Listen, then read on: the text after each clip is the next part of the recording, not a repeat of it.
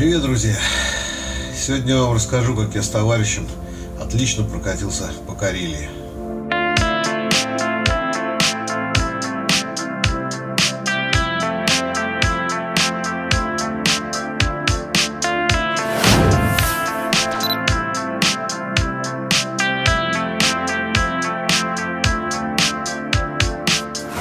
План этого, казалось бы, небольшого путешествия созревал несколько лет. Он складывался из интересных мест, которые я когда-то посетил, но в силу обстоятельств не уделил им столько времени, сколько хотелось бы. Как, возможно, кто-то заметит по названию этого фильма, большинство из них связаны с военной историей, хотя многие события, о которых пойдет речь, сейчас практически неизвестны. Спустя время я собрал эти кусочки в один маршрут. Получилась отличная поездка дня на 3.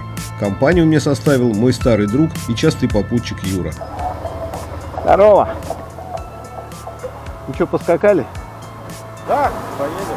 В день старта, в субботу, погоду поначалу нас радовала. Отличная дорога, красивые виды по обочинам. Вот уже въезжаем в Карелию. Здравствуйте, погранслужба, куда следуется? В Карелию? Вдвоем? Да. Но скоро погода изменилась. Небо укрыло плотными тучами, и первые капли застучали по шлему. Мы свернули в первую же отворотку, чтобы надеть дождевики. Еще дождевик упаковал на самое дно. Как знал, как знал. Я вроде не на самое, но тоже глубоко. И тут начался такой ливень с грозой, что хотя мы и надели дождевики, все же предпочли пересидеть большую часть под крышей автобусной остановки. Ой.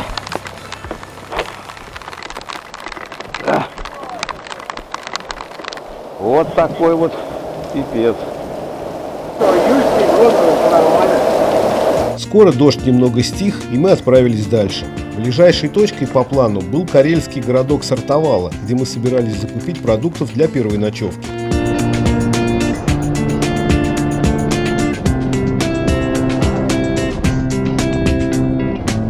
Дождь уже потерял силу, но все же не переставал. Он то чуть усиливался, то слабел. В Сартовале он как будто пошел с новой силой, и мы уже стали опасаться, что мокрая погода сегодня надолго. Но дорога, которая началась через некоторое время, заставила нас забыть о дожде. Настолько захватывающими были виды, которые нам открывались. Офигеть! Как же тут красиво!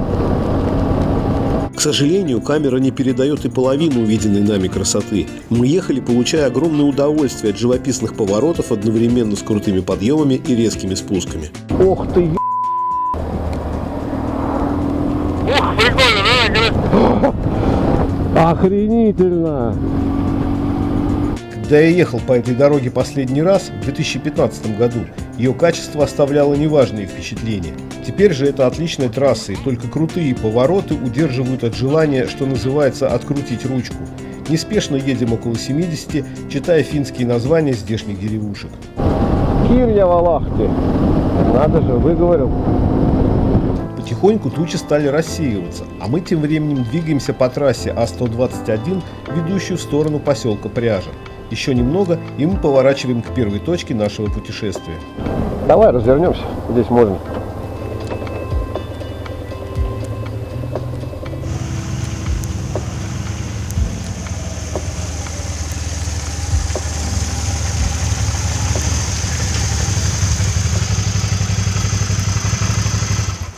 Первой нашей целью было посмотреть мемориал «Крест скорби», посвященный событиям Советско-финской войны 1939-1940 годов. Я бы, наверное, мог что-то рассказать об этом месте и сам, но потом решил, что будет гораздо интереснее послушать комментарии настоящего историка, который к тому же специализируется на этом конфликте.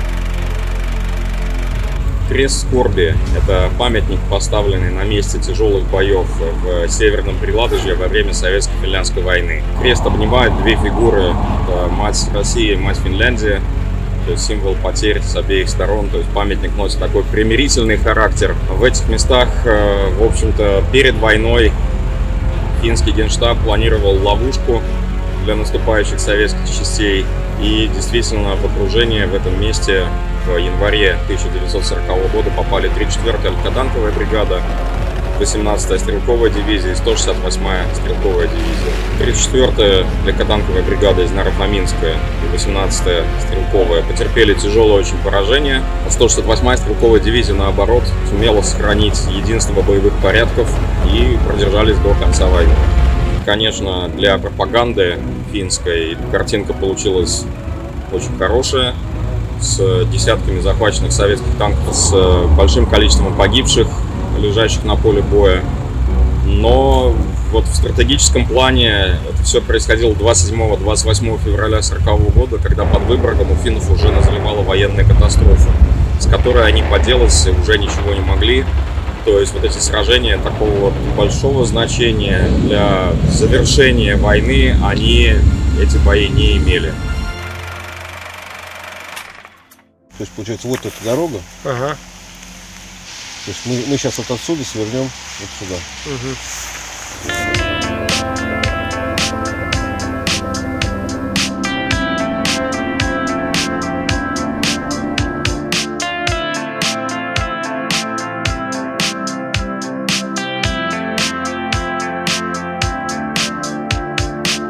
Дальше мы сворачиваем с отличного асфальта на грунтовку. Теперь наш путь лежит к городу Суоярви. По дороге у нас намечена еще одна остановка, но о ней позже. Пока едем по Грейдеру. Он ровный и довольно плотный, хотя местами встречаются сыпучие участки. Нам повезло, дождь прибил пыль, так ехать гораздо легче. Примерно километров через 60 мы достигли второй точки, которую я хотел осмотреть. История этого места также относится к войне СССР и Финляндии, но здесь происходили другие события, о которых снова расскажет Баир Иринчеев.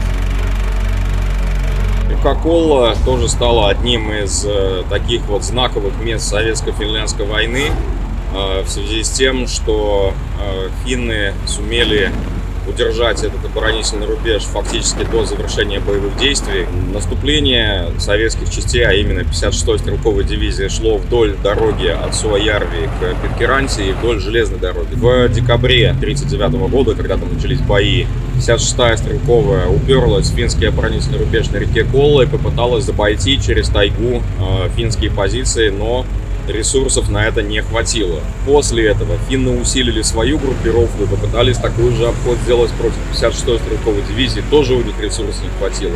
Фронт стабилизировался. К концу войны там была уже не одна 56-я дивизия стрелковая с советской стороны, а 5. То есть ресурсов стало гораздо больше военных. Наши просто охватывали финскую оборонительную линию с двух сторон. Но мирный договор и война завершилась вот так вот. Посередине военной операции. Это позволило финнам, в общем-то, вот сказать, что Колла выстояла, да, то есть вот это Колла Кеста, это такой у них достаточно известный лозунг пропагандистский. И, собственно, именно в этих местах воевал финский снайпер Симо Häyhä, из которого сделали легенду уже тогда, во время советско-финляндской войны, и легенда живет до сих пор. Но вот его боевой счет по-прежнему нуждается в уточнении с советской стороны. Сейчас на этом месте о былых сражениях напоминают только несколько братских могил. С одной стороны финские, с другой русские. Финским мы не пошли, но наши осмотрели. Несмотря на глушь, место довольно ухоженное. Немного помолчали и двинулись дальше. Пошли? Ой.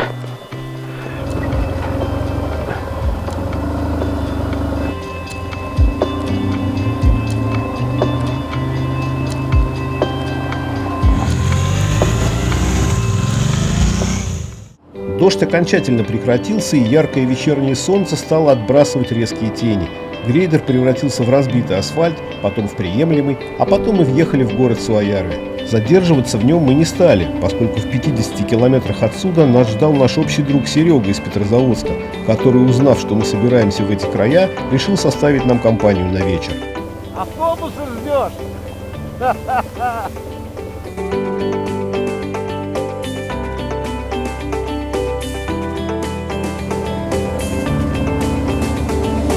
Стали искать место для ночевки. Свернули в лес к берегу и поехали ближе к воде.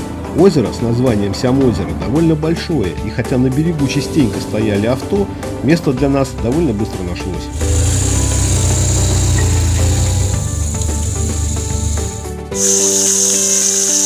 Первый привал стал именно таким, каким он рисовался в наших планах.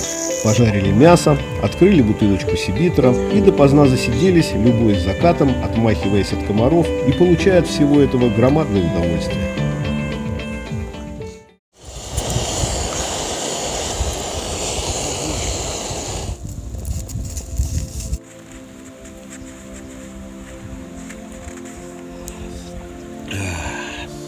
Утро началось с традиционного кофе, потом сбор лагеря, и вот мы уже на дороге. Серега уехал вчера, ночевка в его планы не входила. Погода между тем наладилась, и хотя небо было затянуто плотными облаками, дождя не предвиделось. Выехали на трассу Кола и отправились к следующей цели – Медвежьегорску.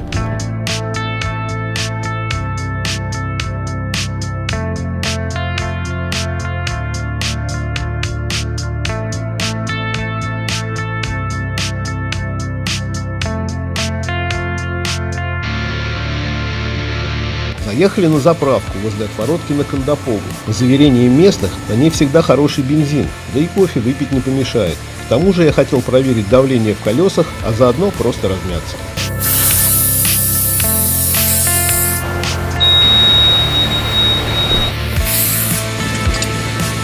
Сделали небольшой перерыв на кофе. Попутно отметили, что цены на бензин в этих краях стали приятнее, чем раньше.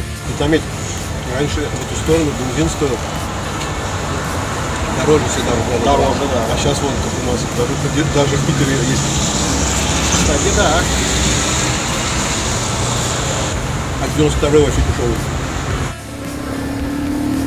Отправились дальше. На дороге стало попадаться все больше мотоциклистов, как попутных, так и встречных. Ближе к Медвежьегорской развязке дорога пролегает сквозь скалы. В прошлые годы они были сплошь исписаны какими-то уродами. Теперь же, к нашему удивлению, все изменилось. Да, супер. Блин, такие виды. А ты заметил, отмыли скалы? Вот и отворотка к Медвежьегорску. У поворота нас встречает символ города, а внизу открывается очередной замечательный вид. А вот и сам медведь. Как тут красиво, обалдеть. Город не очень большой. Мы не стали подробно его осматривать и сразу направились к нашей цели здесь. Финским оборонительным сооружением, также известным как укрепрайон Кархумяки. А для более подробного объяснения здесь я опять передам слово историку. Медвежьегорск, по-фински Кархумяки, никогда не принадлежал Финляндии, но в ходе наступательных действий в самом конце 1941 года финская армия после взятия Петрозаводска пошла на Медвежьегорск, взяла Медвежьегорск. Они уже вышли на канал имени Сталина, Беломорканал. И для того, чтобы остановить финское наступление, действительно пришлось взорвать шлюзы. Финны, тем не менее, удержали за собой Медвежьегорск, который был важным железнодорожным узлом. В Медвежьегорске финны создали очень мощный оборонительный узел. Финские военные строители постарались учесть все ошибки, которые были допущены при строительстве линии Маннергейма. То есть огневые точки очень хорошо замаскированы, бронеколпаки не выступают над горизонтом и над уровнем земли, они встроены в склон высот. И в целом, действительно, огневые точки очень компактные и малозаметны. И эти укрепления были взяты после непродолжительного боя войсками 32-й армии генерала Гореленко летом 1944 года. Первое место, которое мы осмотрели, располагалось прямо среди частных домов. В склоне одной из поросших травой сопок показался явно рукотворный проход внутрь. Заходим. Ой, хера себе. Сюда поближе подойдем. Как водится, чем ближе к жилым постройкам, тем больше мусора. Это место данной участи также не избежало. Но тем не менее, ничего подобного я раньше не видел. Пещера, в которой из бетона отлит второй, внутренний слой. Также здесь была шахта, ведущая наверх, но других помещений не было. Когда мы вышли на улицу и поднялись на сопку, нашелся еще один выход. Еще один вход куда-то.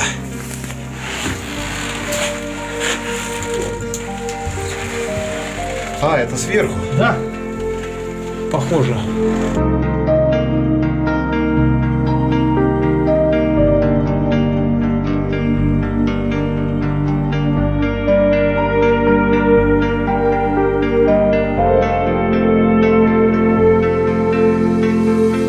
Осмотрели все, что было в этом месте, спустились к мотоциклам и направились к основной части укреплений. Они находятся на горе Лысуха, самой высокой точке данной местности.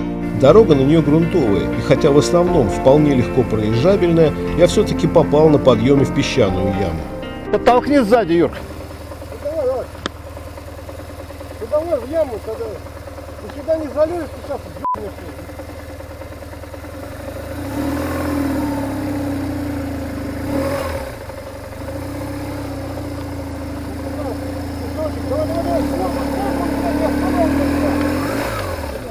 Ах ты. Еще чуть-чуть.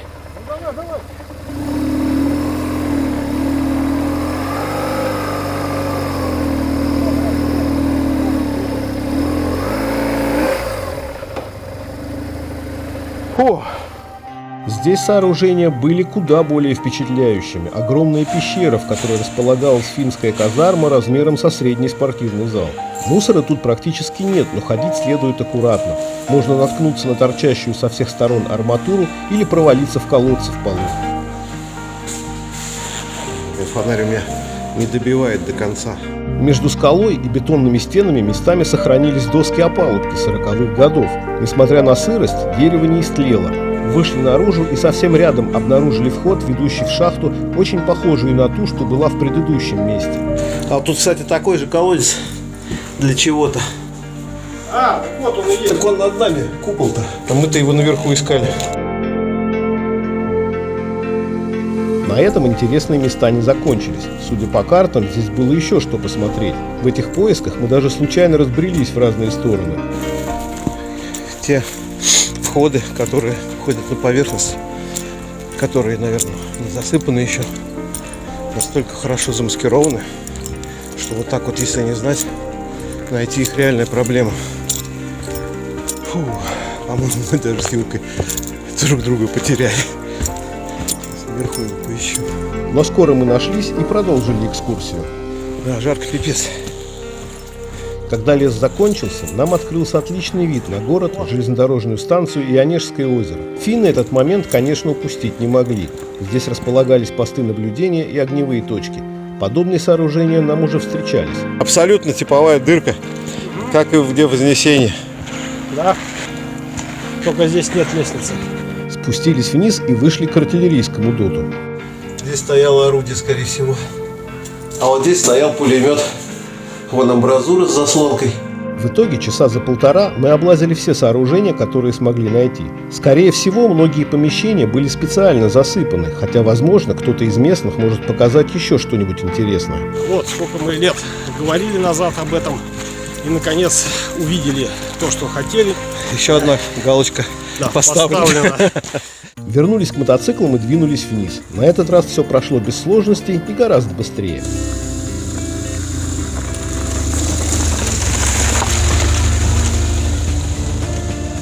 На спуске произошла встреча, которую можно назвать редкостью для наших краев во всех ее составляющих. Это был мотоцикл Royal Enfield 500 с казахстанскими номерами и милой девушкой за рулем. Привет из Казахстана. Снова трасса Кола. Хорошая и довольно свободная. Теперь мы двигаемся к заключительной точке нашего путешествия – карельскому поселку Гирвас.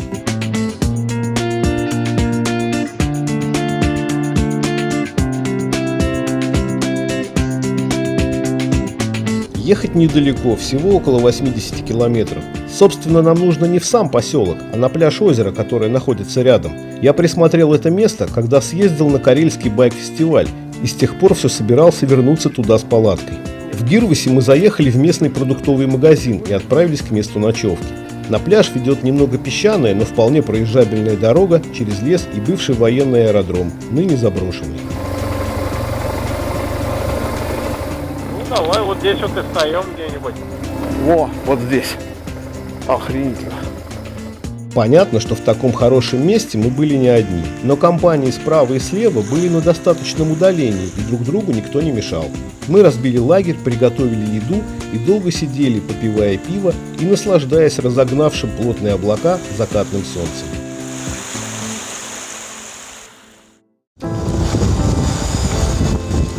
Утром погода стала еще лучше, хотя ветерок по-прежнему был ощутимый.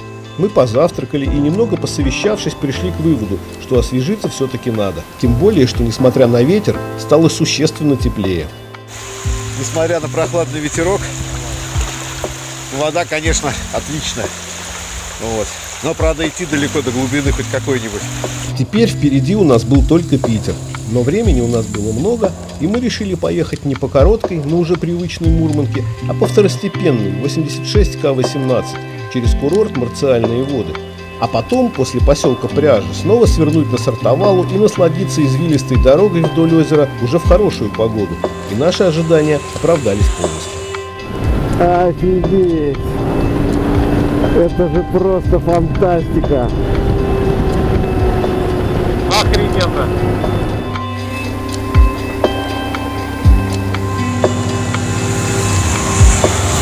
Погода на этот раз не подвела. Мы снова проехали Сартовалу, выехали из Карелии, потом Приозерск, и вот уже до дома рукой подать. Остановились выпить кофе и подвести итоги поездки. Вот в целом у нас все и закончилось, вся поездка. Увы, да, шикарная погода, отличные места. Я, честно скажу, для себя некоторые вещи просто открыл. Ну что, увидимся в следующий раз.